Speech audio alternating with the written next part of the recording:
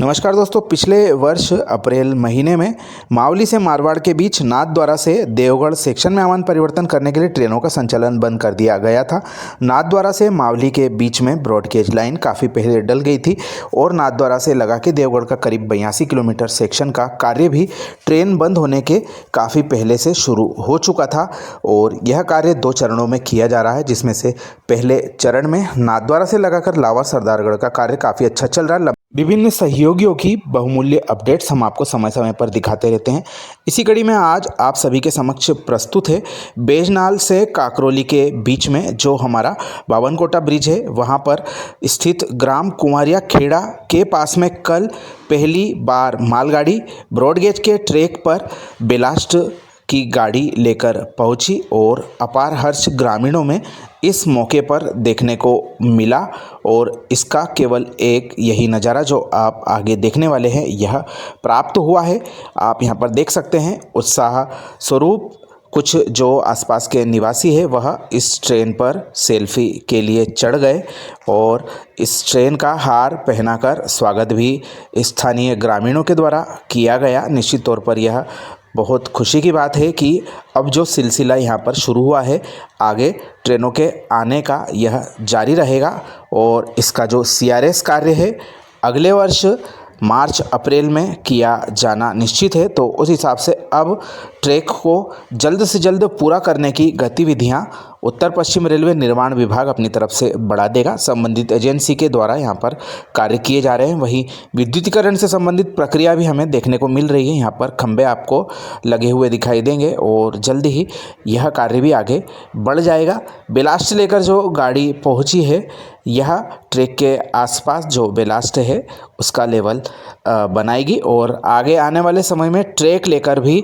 यहाँ पर पैनल वाली गाड़ी आएगी। और अभी हमारे बावनकोटा ब्रिज पर ट्रैक नहीं बिछा है, वह भी जल्दी ही बिछने के पश्चात में हमारा जो कांकरोली राजसमंद स्टेशन है यहाँ से आगे लावा सरदारगढ़ तक यह ट्रेन जा सकेगी।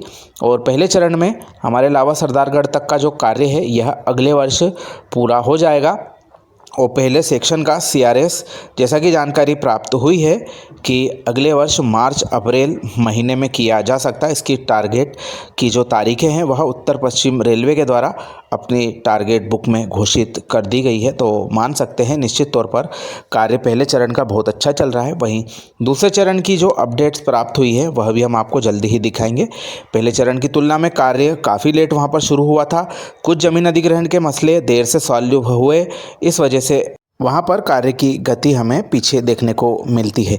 जो टारगेट सामने आए हैं उसमें रेलवे का टारगेट सेट किया गया है अप्रैल 2026 में पहले चरण के कार्य पूरे किए जाएंगे। वहीं जो दूसरा चरण है उसके कार्य किए जाएंगे दिसंबर 2026 तक, यह टारगेट बुक में उल्लेख है।